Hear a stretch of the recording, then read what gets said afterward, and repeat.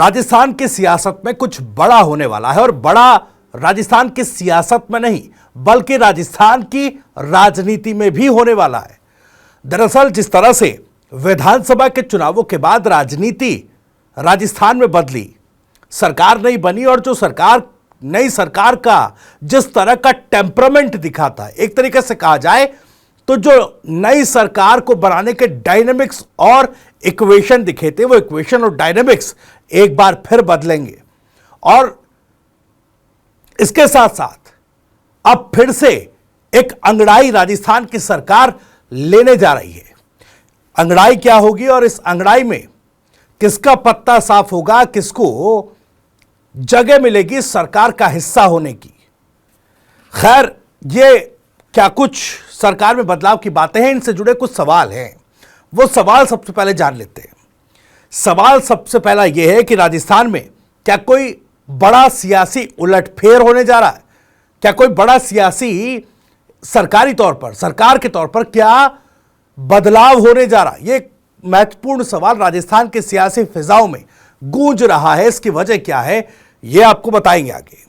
सवाल नंबर 2, वसुंधरा राजे के back to back Delhi दौरे के पीछे आखिर राज क्या है? एक तरफ वसुंधरा राजे 2023 में हुए विधानसभा चुनाव के बाद सरकार और संगठन दोनों के ही कार्यक्रमों से लगभग दूरी बनाकर रखती थी, वह अचानक चर्चाओं में आ गई। क्यों, यह भी आपको बताएंगे। मंत्रिमंडल फेरबदल में किसका रहेगा दखल? बदलाव का जिक्र है। बदलाव तो कई स्तर पर है। उसमें मंत्रिमंडल को उस फहरिस्त में मंत्रिमंडल में बदलाव सबसे ऊपर के पायदान पर रखा जा रहा है और इसमें किसका दखल होगा, यह भी तो एक सवाल है।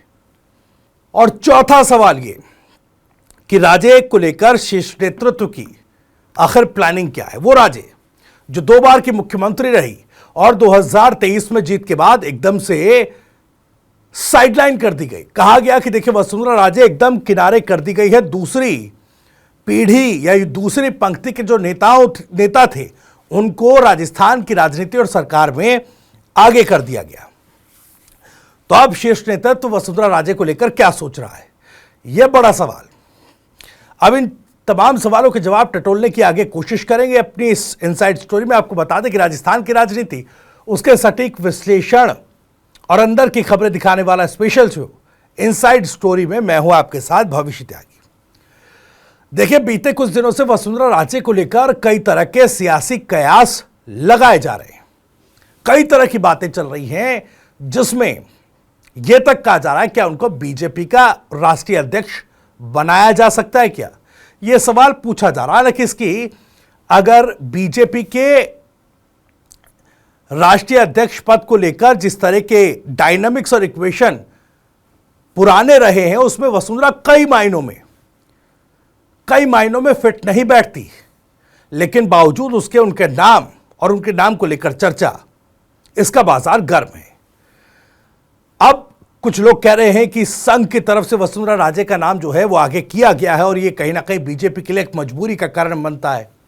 खैर, बीजेपी के राष्ट्रीय अध्यक्ष वसुंधरा राजे बनेंगी या नहीं बनेंगी, ये तो अभी भविष्य के गर्त में है। लेकिन बदलाव को लेकर जो चर्चाएं हैं, आज उस पर चर्चा करते हैं। दरअसल बीजेपी वाकई बड़े स्तर पर बदलाव की तैयारी कर रही है। केंद्रीय स्तर के साथ साथ राजस्थान में संगठन स्तर, सरकार स्तर और बाकी कई मोर्चों पर यह बदलाव हो सकते हैं। बदलाव में सबसे पहली जो चीज आ रही है वो ये आ रही है कि मंत्रिमंडल में बदलाव होगा। 1 साल सरकार को पूरा हो चुका है और वसुंधरा राजे भी, देखिए प्रधानमंत्री का 17 तारीख को राजस्थान का कार्यक्रम था, उसके बाद से वसुंधरा राजे खूब एक्टिव हो गई। अभी 3 दिन पहले ही प्रधानमंत्री मोदी से उन्होंने मुलाकात की थी। आज फिर वसुंधरा राजे दिल्ली में, और केवल वसुंधरा राजे दिल्ली में नहीं है, मुख्यमंत्री भजनलाल शर्मा भी दिल्ली में है। कहा जा रहा है कि वसुंधरा राजे जो हैं अपने समर्थित विधायकों की एंट्री इस बार मंत्रिमंडल में करवा के छोड़ेंगी। दूसरी तरफ एक साल का पूरा जो रिपोर्ट कार्ड है वो लेकर भी भजनलाल शर्मा दिल्ली में है, शीर्ष नेतृत्व से मुलाकात चल रही है, मंथन हो रहा है। कहा जा रहा कि कई ऐसे मंत्री हैं जो नॉन परफॉर्मर रहे हैं इस एक साल के बीच, उनका पत्ता कट सकता है। अब चूंकि देखिए नियम के मुताबिक जो मंत्रिमंडल है उसमें मौजूदा समय में 24 मंत्री हैं और विधानसभा का जो आकार है, जो संख्या है विधानसभा की, उसके मुताबिक उसका 15% का आंकड़ा अगर निकाला जाए तो 30 विधायकों को मंत्री बनाया जा सकता है। अब 6 विधायकों की एक वैकेंसी राजस्थान की विधानसभा में है। कहा जा रहा है कि नए विधायकों को एंट्री जरूर मिलेगी, लेकिन वसुंधरा भी अपने समर्थित विधायकों की पैरवी में लगी हुई है और कहा जा रहा है कि वसुंधरा इस बार कामयाब हो गई है। शीर्ष नेतृत्व का टेम्परामेंट उनको लेकर थोड़ा सा बदला है। आपको याद होगा जैसे ही वसुंधरा राजे ने पीएम मोदी से मुलाकात की, उसके बाद अपने सोशल मीडिया प्लेटफॉर्म एक्स पर उसका फोटो शेयर किया, तो प्रभारी राधा मोहन दास अग्रवाल ने उस फोटो को कोट करते हुए वसुंधरा राजे को शुभकामनाएं दी। अब देखिए शुभकामनाएं किस बात की थी? क्या केवल प्रधानमंत्री मोदी से मुलाकात को लेकर प्रभारी शुभकामनाएं दे रहे थे? तो सवाल ये उठता है कि क्या वसुंधरा राजे का राजनीतिक कद इतना छोटा है कि उनको प्रधानमंत्री से मुलाकात के लिए भी बधाइयां प्रभारी को देनी पड़ेंगी, या फिर पर्दे के पीछे कोई और बात थी? क्या वसुंधरा राजे को बड़ी जिम्मेदारी देने की बात थी? क्या उनके समर्थकों को मंत्रिमंडल में एंट्री दिलवाने की जो कवायद वसुंधरा कर रही थी, पैरवी जो कर रही थी, क्या उसमें वो कामयाब हो गई? इस बात की बधाई दे रही थी, या इससे इतर हटकर भी राजभवन से लेकर दिल्ली में संगठन स्तर पर बड़े पद पर कोई नियुक्ति वसुंधरा राजे को दी जा सकती है, इसकी बधाई प्रभारी दे रहे थे। अब देखिए कुछ एक नाम सामने आ रहे हैं। पहले तो मंत्रिमंडल में विस्तार को लेकर जो नाम सामने आ रहे हैं उन नामों की चर्चा करते हैं, क्योंकि कुछ एक नाम वो हैं जो महत्वपूर्ण है और वसुंधरा राजे के समर्थित रहे हैं। इसमें कालीचरण सराफ साहब मालवीय नगर से विधायक हैं, इनको जो है अब भजनलाल कैबिनेट पे जगह दी जा सकती है, सूत्र बता रहे हैं। श्री चंद्र कृपलानी निम्बाहेड़ा से विधायक, इनको भी मंत्रिमंडल में जगह दी जा सकती है। अनीता बघेल इसमें नाम एक शामिल है। प्रताप सिंह सिंघवी का नाम भी शामिल है। शत्रुघ्न गौतम और कई और विधायक हैं, और ये सारे नाम जो हैं वसुंधरा खेमे के रहे हैं, उनके भरोसे के ये लोग, ये नेता रहे हैं। जाहिर तौर पर वसुंधरा राजे के समर्थित विधायकों की एंट्री मंत्रिमंडल में अगर होती है तो फिर से वो डायनामिक्स और इक्वेशन जरूर सरकार में बदलेंगे। सवाल ये भी तब पूछे जाएंगे कि भाई भजनलाल सरकार या उनका जो काम करने का तरीका है, और जब एक तरीके से अपने समर्थित मंत्रियों के जरिए वसुंधरा का सरकार में हस्तक्षेप रहेगा, तो फिर कैसे सरकार में सामंजस्य बैठ पाएगा और कैसे सरकार चली जाएगी। लेकिन ये बात की बात है। अभी सवाल यह है कि क्या वाकई इन लोगों को मंत्रिमंडल में जगह मिलने जा रही है, मंत्रिमंडल में इनको शामिल किया जाना है, क्योंकि कई नॉन परफॉर्मर अभी ऐसे मंत्री हैं जिनका पत्ता कटने की संभावना भी है। सवाल तो किरोड़ीलाल मीणा को लेकर भी है, क्या उनका पत्ता कटेगा या वो अपनी नौकरी जो है बचा लेंगे? बीते कई दिनों से, कई महीनों से उनके मंत्रिमंडल पद को लेकर कंफ्यूजन है। कभी हां कभी ना वाली स्थिति मंत्री पद को लेकर, माफ कीजिएगा, यह बनी रहती है।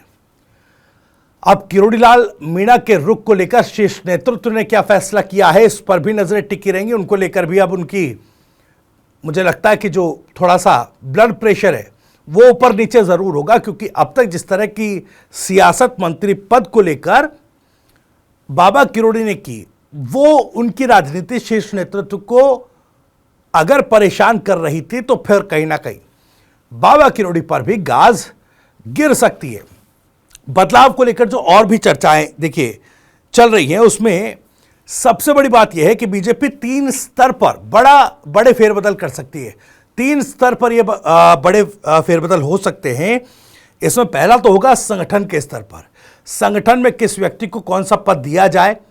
हालांकि राष्ट्रीय अध्यक्ष बीजेपी के इस पद को लेकर भी बीजेपी में सर्च अभियान चल रहा है, और उसको लेकर जो कयास लगाए जा रहे थे, जो राजनीतिक गलियारों में सुगबुगाहट है वसुंधरा राजे के नाम की, वो भी चल रही है। हालांकि वो कितनी पुख्ता है ये कह पाना अभी मुश्किल जरूर है, लेकिन वसुंधरा के राजनीतिक कद के लिहाज से यह कयास पूरी तरीके से नकारा नहीं जा सकता कि राष्ट्रीय अध्यक्ष पद को लेकर भी बीजेपी की उनके नाम को आगे किया जा सके। खैर, दूसरा मंत्रिमंडल पद को लेकर जो मंत्रिमंडल स्तर पर जो बदलाव होना है उसमें मैंने आपको बताया कि कई ऐसे चेहरों को शामिल किया जा सकता है जो वसुंधरा गुट के हैं, वसुंधरा राजे के करीबी है, और साथ ही साथ कुछ नए चेहरों को भी एक तरीके से कहा जाए तो चांस दिया जा सकता है। वही तीसरा जो एक फेरबदल होना है वो नगर निगम बोर्ड के हैं, जो अलग अलग पद हैं उनको लेकर भी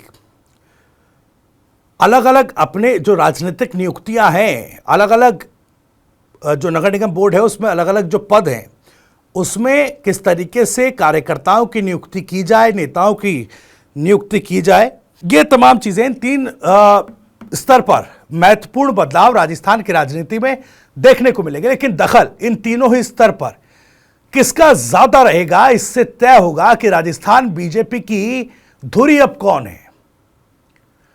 यह भी, और अगर शीर्ष नेतृत्व ही राजस्थान बीजेपी की धुरी अभी तक बना हुआ है तो आने वाले बदलावों के बाद क्या यह धुरी बदलेगी,